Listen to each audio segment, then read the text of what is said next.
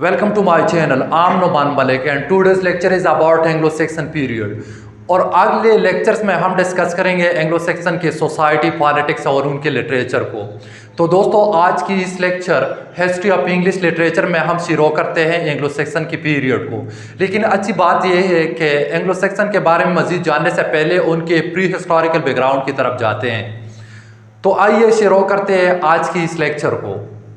دوستو جیسا کہ آپ جانتے ہیں کہ اینگلو سیکسن کے آمد سے پہلے برطانیہ میں کیلس آباد تھے اور بعد میں رومنز آئے تھے اور رومنز کے بعد اینگلو سیکسن آئے.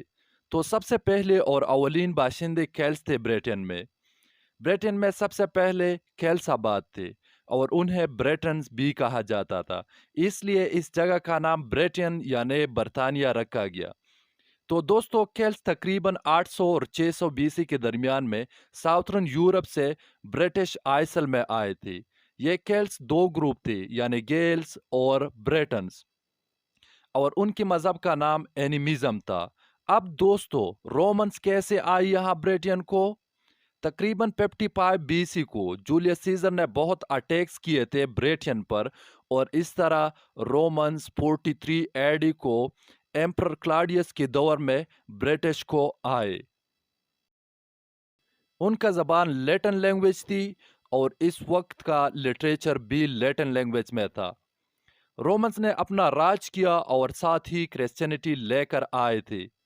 تو اب رومنز جو یہاں بریٹن میں موجود تھے، تو دوستو اب کیا ہوا؟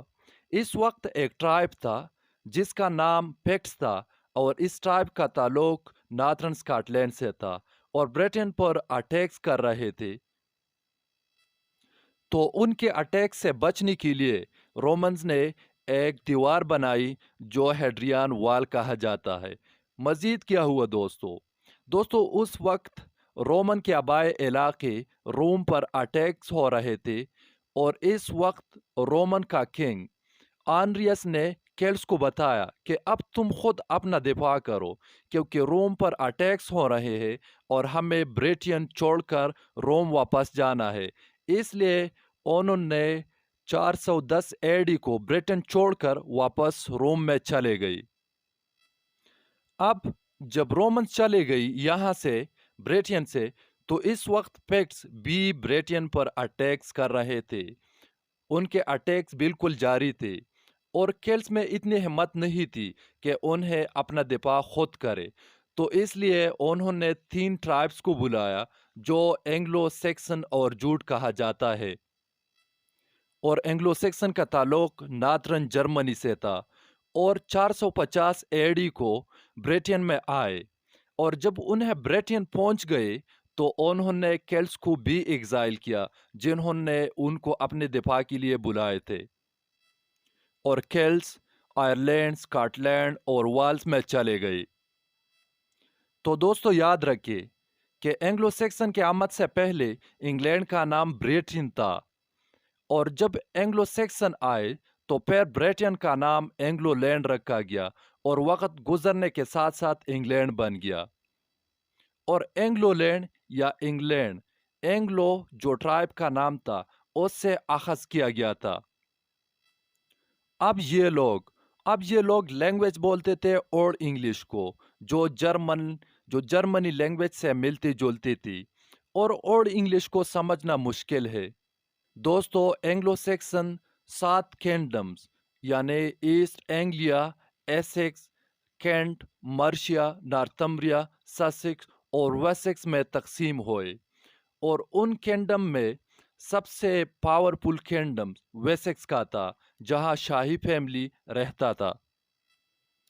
تو دوستو ان 3 ٹرائبز میں سے یعنی اینگلو سیکسن میں سے اینگلو اور سیکسن نیکسٹ 600 سال تک قابض رہے، اور جوٹس زیادہ لمبے وقت تک نہیں رہے. تو اب سوال یہ ہے کہ کس کو اس بات کی علم تھی کہ اینگلو سیکسن 3 ٹرائبز تھے جو جرمنی سے بریٹن میں آئے تھے.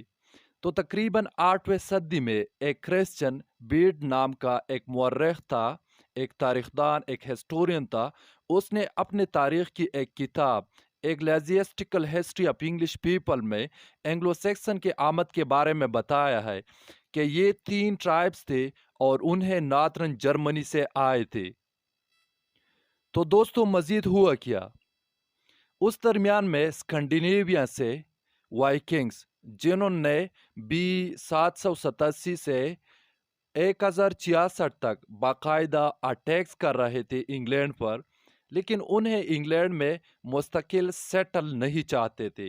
ये लुटेरे लोग थे, सिर्फ लूट मार कर वापस भाग जाते थे। दोस्तों हुआ क्या ऑनवर्ड ये हुआ कि फ्रांस नॉर्मंडे से 1066 में 7000 फौज इंग्लैंड में दाखिल हुआ और उनका लीडर था विलियम द फर्स्ट।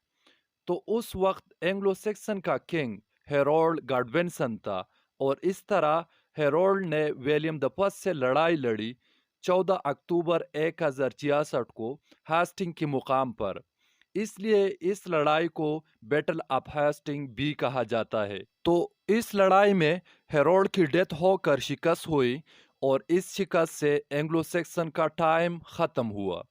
और जैसा कि विलियम द फर्स्ट ने एंग्लो सेक्सन के किंग को शिकस्त दी, उसके बाद विलियम द फर्स्ट को विलियम द कॉन्करर बोला गया और इंग्लैंड पर कब्जा करके किंग बन गया विलियम द फर्स्ट। और साथ ही इंग्लैंड में शुरू हुआ एंग्लो नॉर्मन पीरियड।